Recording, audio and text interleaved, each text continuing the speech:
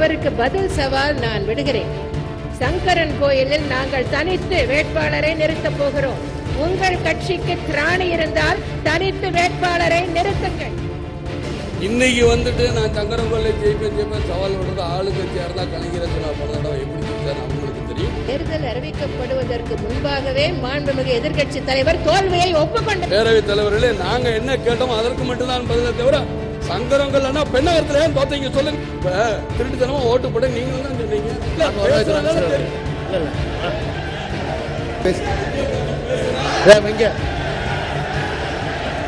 2011 தேர்தல்ல திமுக அப்படிங்கிற ஒரு மிகப்பெரிய ஆலமரத்தை இருக்கிற இடமே தெரியாம மாத்தி எதிர்க்கட்சி தலைவராகி இருந்தாரு விஜயகாந்த் அவர்கள். இலவச வேட்டி சேலை வழங்கின ஊழல்னு சொல்லி இந்திராகுமாரி மேலையும் கொடுத்தது யார் என்றால் திராவிட முன்னேற்ற கழகம். அன்னைக்கு இருந்தவங்க கொடுத்தாங்க. ஐயோ ஊழல் ஊழல் ஊழல். இவங்க 3 பேரும் திராவிட முன்னேற்ற கழகத்துக்கு வந்தோடனே சரியா நிரூபிக்க முடியல என்ற பாத்தீங்களா. அப்ப ஊழல் எங்க அதிகமா மலிஞ்சு கிடக்கு? யாரு ஊழல் சொன்ன ஊழல்லாம் இங்க போயிட்டா இப்ப ஊழல் மலிஞ்சு கிடைக்கிற இடம் எது? திராவிட முன்னேற்ற கழகம். அது மட்டும் கிடையாது, அப்போ ஒரு மாற்று அரசியலுடைய உச்சிக்கே மக்கள் தேமுதிகவை கொண்டு போயிருந்தாங்க. அது போதானே சார் தெரியும். எந்த மாதிரில எல்லாத்தையுமே வியூக அமைக்கிற வந்து எதையும் முன்கூட்டியே சொல்ல மாட்டாங்க.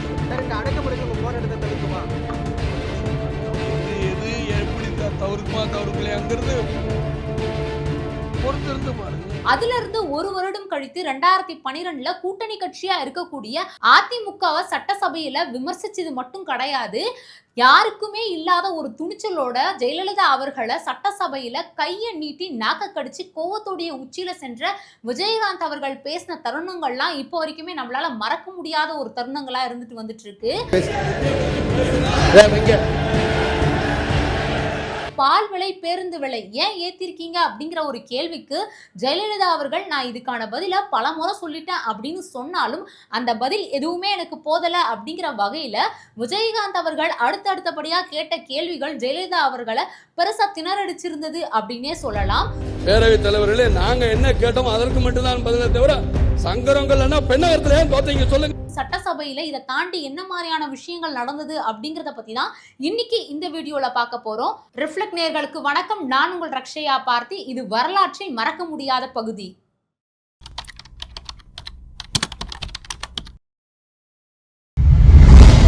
ரஜினி அவர்களை போல நான் அரசியலுக்கு வருவேன் அப்படிங்கிற ஒரு அறிக்கையை மட்டும் கொடுக்காம கமலஹாசன் அவர்களை போல ஜெயலலிதா, கருணாநிதி இவங்கெல்லாம் அரசியல்ல ஒரு மிகப்பெரிய இடத்துல இருந்தப்ப அரசியலுக்கு வராம இவங்கெல்லாம் இருக்கும் போதே அரசியல்ல வந்து எல்லாரையுமே தாறுமாறா விமர்சிச்ச ஒருத்தர் தான் விஜயகாந்த் அவர்கள்.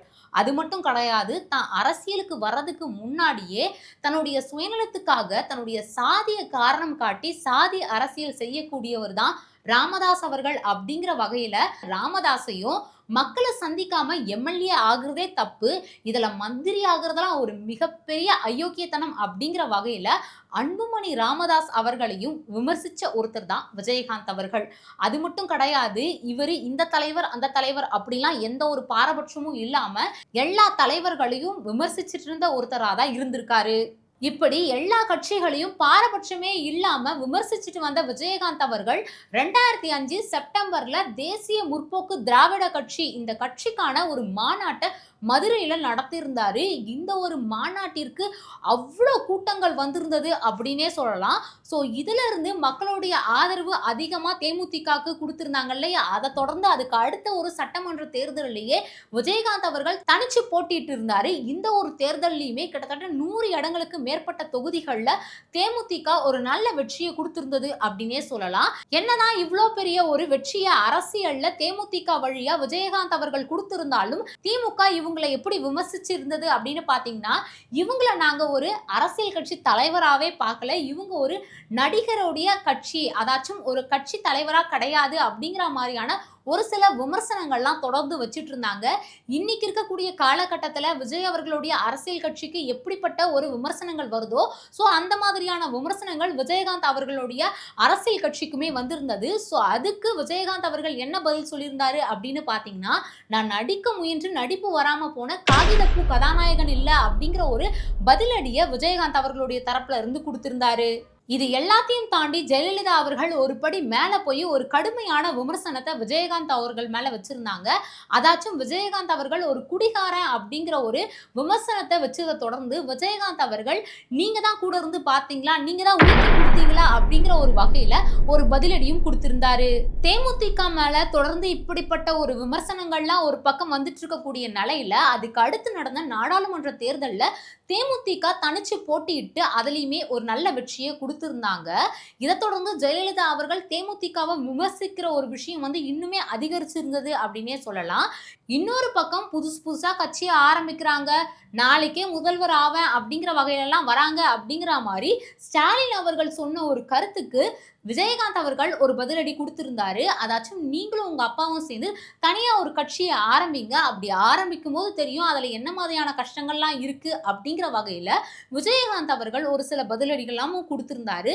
இதை தொடர்ந்து விஜயகாந்த் அவர்கள் 2011 தனிச்சுதான் போட்டியிட போறேன் அப்படிங்கிற ஒரு நிலையில இருந்து மாறுபட்டு இருந்தாரு அப்படின்னே சொல்லலாம். 2011 ஜெயலலிதா அவர்களுடைய கூட்டணியில சேர்ந்திருந்தாரு விஜயகாந்த் அவர்கள்.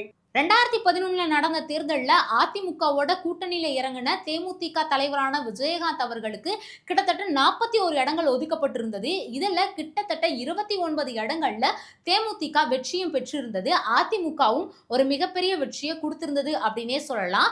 ஸோ இதை தொடர்ந்து சட்டசபையில ஒரு பிரதான எதிர்க்கட்சி தலைவரா விஜயகாந்த் அவர்கள் நுழைஞ்சிருந்தாரு.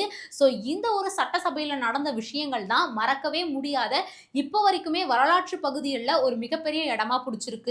ஆட்சி தொடங்கின கொஞ்ச காலத்திலேயே அதிமுகக்கும் தேமுதிகக்கும் சில பல பிரச்சனைகள் உரசல்கள் போயிட்டு இருந்தாலும் முதல் சட்டசபையிலேயே இவங்களுக்கான பிரச்சனை அப்படிங்கிறது பெருசா வெடிக்க ஆரம்பிச்சிருந்தது. தேமுதிக சந்திரகுமார் அவர்கள் ஒரு சில கேள்விகளை சட்டசபையில எழுப்பியிருந்தாரு. பால் விலை, பஸ் விலைலாம் ஏன் நீங்க உயர்த்திருக்கீங்க அப்படிங்கிற ஒரு கேள்வி கேட்டிருந்தாரு. அதுக்கு அதிமுக தரப்புல இருந்து இதுக்கான பதில் நாங்க பல இடங்கள்ல சொல்லிட்டோம் அப்படிங்கிற மாதிரியான ஒரு விஷயத்த சொல்லியிருந்தாங்க. அதுக்கு உடனே சந்திரகுமார் அவர்கள் என்ன சொல்லியிருந்தாரு அப்படின்னு பாத்தீங்கன்னா, உண்மையிலேயே உங்களுக்கு துணிச்சல் இருந்திருந்தா இந்த ஒரு பால் விலையோடைய உயர்வா இருக்கட்டும், பஸ் விலையோடைய உயர்வா இருக்கட்டும், இதெல்லாம் நீங்க உள்ளாட்சி தேர்தல் நடக்கிறதுக்கு முன்னாடியே தான் ஏத்திருக்கணும், ஏன் இதெல்லாம் நடந்ததுக்கு அப்புறமா ஏத்துனீங்க அப்படிங்கிற ஒரு சில கேள்விகளையும் முன் வச்சிட்டு இருந்தாங்க. இதுக்கான விஷயங்கள் இப்படியே ஒரு பக்கம் போயிட்டு இருக்கு. அது வரைக்கும் அமைதியா இருந்த ஜெயலலிதா அவர்கள் இதுக்கு அப்புறமா எந்திரிச்சு கோவமா அவங்களுடைய பதில்களையும் பேச ஆரம்பிச்சிருந்தாங்க. அவருக்கு பதில் சவால் நான் விடுகிறேன். சங்கரன் கோயிலில் நாங்கள் தனித்து வேட்பாளரை நிறுத்தப் போகிறோம். உங்கள் கட்சிக்கு திராணி இருந்தால் தனி. ஜெயலலிதா அவர்கள் என்ன சொல்லியிருந்தாங்க அப்படின்னு பாத்தீங்கன்னா, சந்திரகுமார் அவர்கள் எங்களை பார்த்து ஒரு சவால் விட்டுருக்காரு, அவங்களுக்கு பதில் சவாலை நான் விடுறேன். அதாச்சும் இந்த பால் விலை, பஸ் விலை இதெல்லாம் அதிகரிச்சதுக்கு அப்புறமாவும் சங்கரன் கோவில்ல நாங்க தனிச்சு ஒரு வேட்பாளரை நிறுத்தி அந்த இடத்துல ஒரு மிகப்பெரிய வெற்றி பெறுவோம் அப்படிங்கிற மாதிரியான ஒரு விஷயத்த சொல்லியிருந்தாங்க. அதையும் தாண்டி அதை நீங்க பார்க்க தான் போறீங்க, நீங்க உங்களால முடியுமா அப்படிங்கிறத யோசிச்சு சொல்லுங்க அப்படிங்கிற ஒரு பதில ஜெயலலிதா அவர்கள் கொடுத்திருந்தாங்க. அதுக்கு பதிலடியா விஜயகாந்த் அவர்களும் 2006 இருந்து 2011 வரைக்கும் நடந்த இடைத்தேர்தல் ஒண்ணுத்துல கூட அதிமுக ஜெயிக்கவே இல்லை. ஸோ இப்படி இருக்கக்கூடிய ஒரு காலகட்டத்துல இப்ப சங்கரன் கோவில்ல நாங்க தான் ஜெயிப்போம், அதை நீங்க பாக்குறீங்களா அப்படின்னு கேட்டா அதுக்கு அர்த்தம் என்ன? ஆளுங்கட்சியா இருக்கிறவங்க இடைத்தேர்தல்ல எப்படி ஜெயிப்பாங்க அப்படிங்கிறது நீங்க கடந்த காலத்தை பார்க்கும்போது கிளியரா தெரியுமே அப்படிங்கிற ஒரு விஷயத்த முன் வச்சிருந்தாரு. அதுக்கு உடனே ஜெயலலிதா அவர்களும் அவங்களுடைய தரப்புல இருந்து ஒரு பதில கொடுத்திருந்தாங்க. எதிர்க்கட்சி தலைவர் இப்பவே தன்னுடைய தோல்வியை ஒத்துக்கிட்டாரு அப்படிங்கிற மாதிரியான ஒரு விஷயத்த சொல்ல, தேர்தல் அறிவிக்கப்படுவதற்கு முன்பாகவே மாண்புமிகு எதிர்க்கட்சி தலைவர் தோல்வியை ஒப்புக்கல, கேட்டதுக்கு மட்டும்தான் பதில். அதுக்கு விஜயகாந்த் அவர்கள் நாங்க தோல்வியை ஒத்துக்கவே கிடையாது, நாங்க என்ன நடந்துச்சு அப்படிங்கறத தான் சொன்னோம் அப்படிங்கிற வகையில அவருடைய பதில சொல்லி அதுக்கப்புறமா நாங்க கேட்ட கேள்விக்கு பதில் சொல்லுங்க அப்படிங்கிற ஒரு விஷயத்தையும் கேட்டிருந்தாரு. இப்படிப்பட்ட தொடர் கேள்விகளை விஜயகாந்த் அவர்கள் வச்சதுக்கு அப்புறமா ஜெயலலிதா அவர்கள் எதுவுமே பேசல, கொஞ்ச நேரம் அலண்டுட்டாங்க அப்படின்னே சொல்லலாம். இதை பார்த்த அதிமுக இருந்த பல பேருமே எந்திரிச்சு தேமுதிகக்கு எதிராக சில விஷயங்களை பேசவும் ஆரம்பிச்சாங்க. உடனே தேமுதிக தலைவரான விஜயகாந்த் அவர்கள் எந்திரிச்சு ரொம்பவுமே கோவமா ஆக்ரோஷத்தோடைய உச்சிக்கு போயிருந்தாரு அப்படின்னே சொல்லலாம். கையை நீட்டி நாக்க மடக்கி ஏ அப்படிங்கிற ஒரு வார்த்தையை ரொம்பவுமே ஆக்ரோஷமா பயன்படுத்தி இருந்தாரு.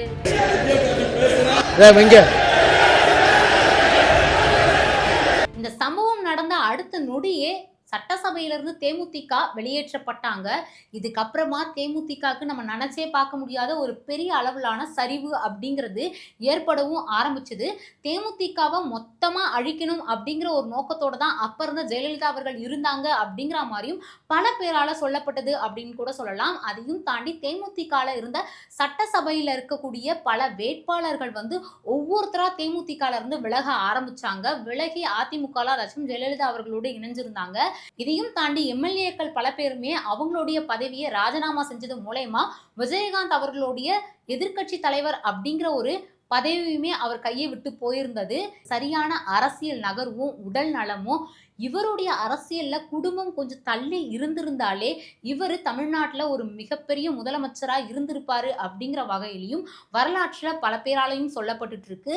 நீங்க விஜயகாந்த் அவர்களுடைய அரசியல் பத்தியும் அந்த ஒரு சட்டசபையில அவர் நடந்துகிட்டதை பத்தியும் என்ன நினைக்கிறீங்க அப்படிங்கிறத மறக்காம கமெண்ட் பாக்ஸ்ல கமெண்ட் பண்ணுங்க.